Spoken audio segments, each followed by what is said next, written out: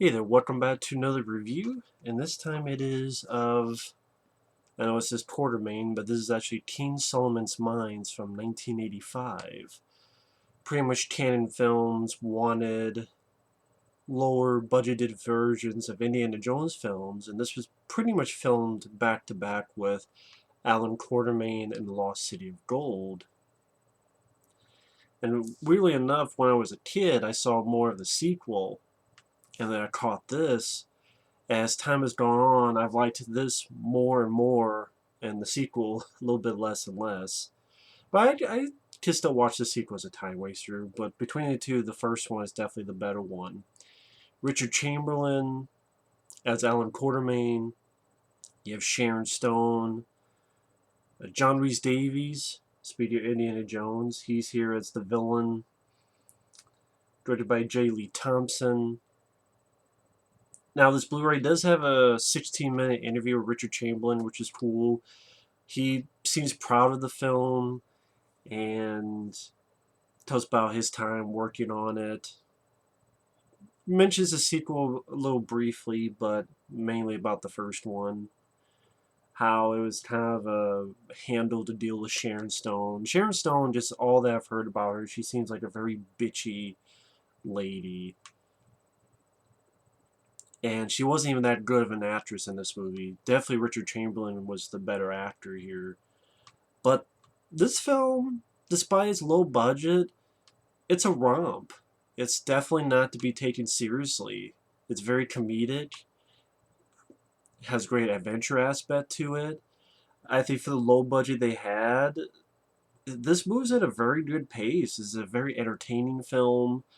Richard Chamberlain, I think, does a great job in this. And love the score. It's Jerry Goldsmith's riff on Indiana Jones, but he does a great job. It's a fantastic score. Do do do do do do do. It was cool to listen to because now I got to hear what Jerry Goldsmith would have done with an Indiana Jones score. And it would have been still a great piece of music. Love it. And the gist of the plot, Allan Quatermain is trying to help Sharon Stone find her missing father in Africa. And you can almost look at this as almost a parody of Indiana Jones. I think even Richard Chamberlain kind of looked at it as a comedic parody take on the Indiana Jones films. I mean, in Raiders of the Lost Ark, you had those, what do you call those? Not urns, but those things that Karen Allen was taking in, only this they do with rugs.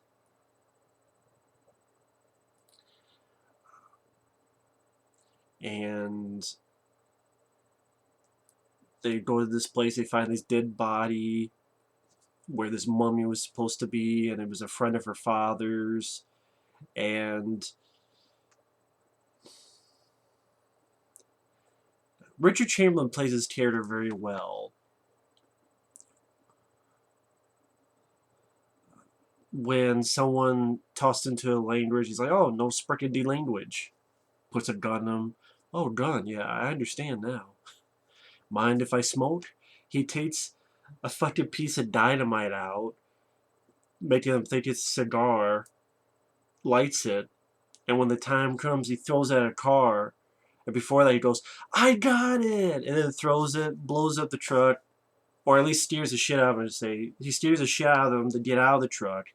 They get in the truck, they steal it. Oh, it's a dud. Throws it, blows up. It's a really good dud. Punching folks, shooting lots off for these slaves, get on the back of the truck, they get on the train. Some really nice shots where it looks like they're scuffling under a real train. And there are shots where it looks like Richard Chamberlain is actually under the train.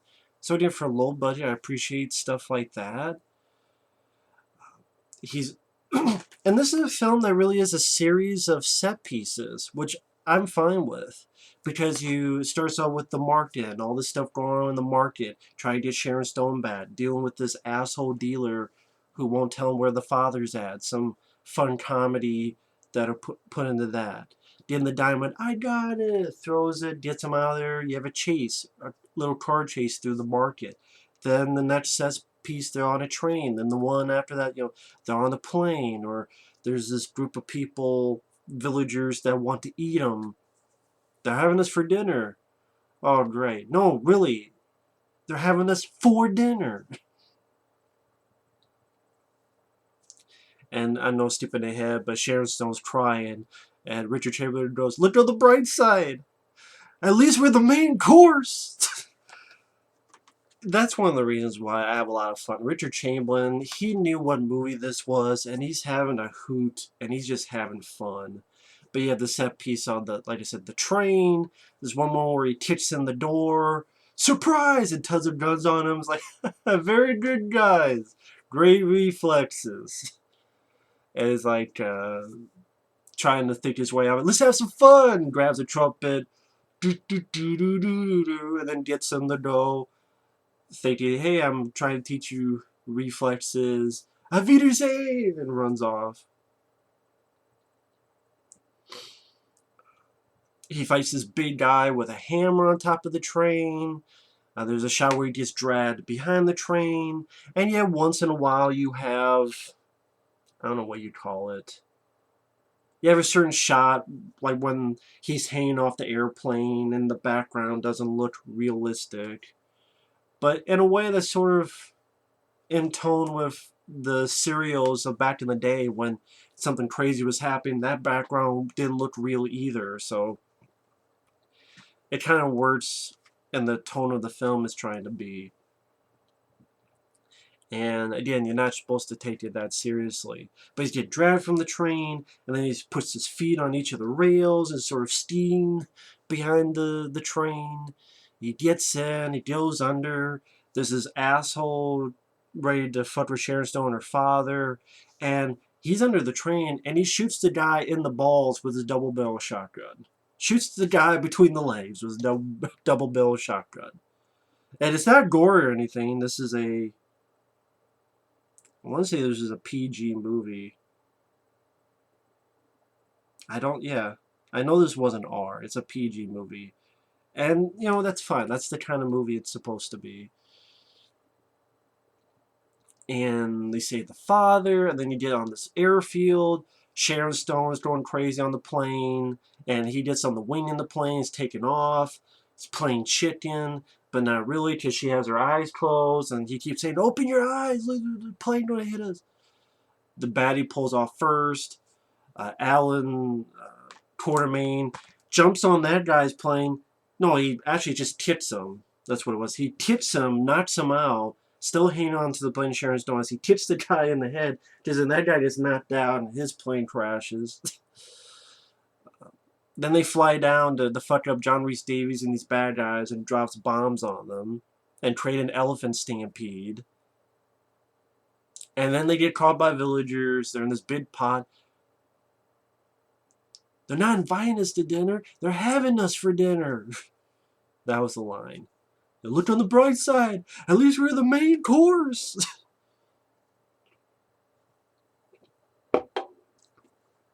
Again, if you go into this thinking it's going to be an ultra serious flick, that's not what you did with King Solomon's Mines. It's a romp. I keep repeating that. You can almost look at it as a parody of Indiana Jones. It's for fun. It's for shits and giggles.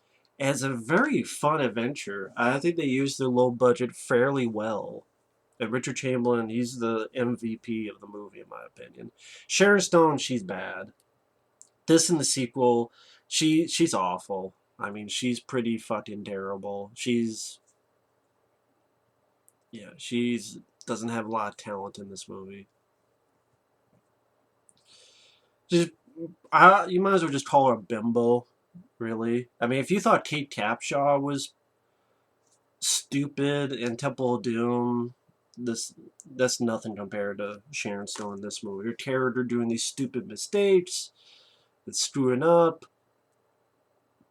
But anyway, they rock it, and the big pot rolls over, and then they're trying to escape, but then in front of the pot is a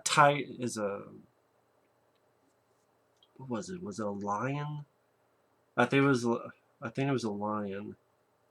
And then another one waits there. They're able to escape. They get picked up by these people who lives in the trees. A lot of time they hang upside down in the trees. And then they get caught again. Richard Chamberlain's character gets hung upside down with crocodiles, unties himself, his buddy comes. Allan Quatermain swinging, punching people. Then the bad guys come, this big battle breaks out. And it was just, what's going to happen next? And then there's another thing. This is a film that really gives you your bang for your buck, because the bad guys are shooting their own bad guys so they can step on the bodies and get through this quicksand. Allan Quatermain is saving Sharon Stone from, it's not really lava, but just, it kind of looks like lava. I'll just call it lava for the sake of it. There's even a moment where one of the bad guys goes in one of the caves, and it's the wrong one, and that guy gets killed by a giant spider. Granted, it looks like it costs $5. You never see that spider again. It's just like, fuck it. This one guy goes in here, just throw in this giant spider. We'll never see it again, but fuck it. You even have a moment where these two almost get killed by these ceiling spikes and a flood. There's a stone dragon in the water that kills one bad guy. There's Allan Quatermain's fighting John Rhys-Davies amongst fire. And then at one point he's literally fighting with the stuntman playing John Rhys-Davies. Very impressive on the stuntman, because he's on fire. This is real fire, folks. This is 1985. And this was a stuntman actually head to toe on fire. And Richard Chamberlain is fighting this guy who's on fire. Very impressive. Toss him off into the boiling water. It all ends happily. They're together. They even got some diamonds. Because King Solomon's Mines, that's the myth, the legend, that it had a shitload of diamonds there. But yeah, King Solomon's Mines, it's great score by Jerry Goldsmith. Wonderful performance by Richard Chamberlain. The villains like John Rhys-Davies, they work well in the flick. Goes at a very fast pace. There's always a set piece around the corner. I think you get your bang for your buck, whether it be on the train, the plane, cannibalistic villagers, all the crazy stuff that happens in the finale, battles, dynamite, double barrel shotguns, treasure, because in the ceiling spike room, that is the treasure room. A lot of fun, very entertaining. Again, if you're going into this and you go, yeah, they ripped off Indiana Jones. Yeah, but again, it's more of a comedic take on it. And Sharon Stone, maybe she'll get on your nerves. I can't really blame you for that happening.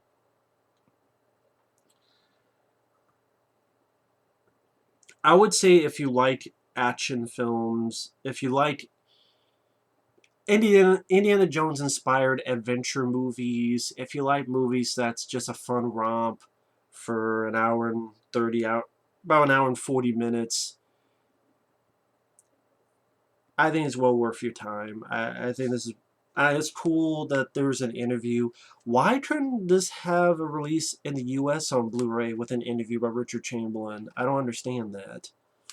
I think you need a region-free Blu-ray player for this. I'm not sure if this would play on a regular Blu-ray, because this is from a Blu-ray from overseas. Thanks to Till from Germany. Thank you so much. It was cool to watch the interview. It was cool that he's proud of the film. He's like, the first one is sincerely funny, and then the second one, he said it's kind of funny for the wrong reasons. Which, I can't really blame him for saying that. Look beautiful on Blu-ray. I always forget the production associate is Avi Lerner, who, if you're a fan of action films, you've definitely heard that name. Whether it be The Expendables and other action movies. Yeah, Golden Globus. I think this is one of the fun canon films. But I'm a fan of the Canon Film Company. They've made a lot of films that I find very entertaining, and that's what this is supposed to be at the end of the day. Just to have fun and be entertained, and that's what King Solomon's Mines is. And I think it's well worth a look. And just to let you know, really nice artwork. Nice that they have artwork on the disc. Very nice artwork there too. The poster. And again, that's weird that when I was growing up, I saw the sequel more, and I barely saw this one. And then when I saw this, I think the first time I went, well, I still like the sequel more, only because I grew up with it more. But as time's gone on, I'm more wanting to watch this one, because I think this is a better made film. It seemed like they had a bit more money with the first film. It was better made, and it had a faster pace. Because one problem with the sequel, it seems more cheaply made. And then when they get to the Lost City of Gold, really nothing happens. They get to Lost City of Gold, and then they kind of just flounder about doing not much of anything. But I still like the sequel, and hell, you get James Earl Jones in the sequel. So I still have fun with the sequel, but the first one's definitely the better one. So thanks for watching, take care, and stay tuned for more reviews later.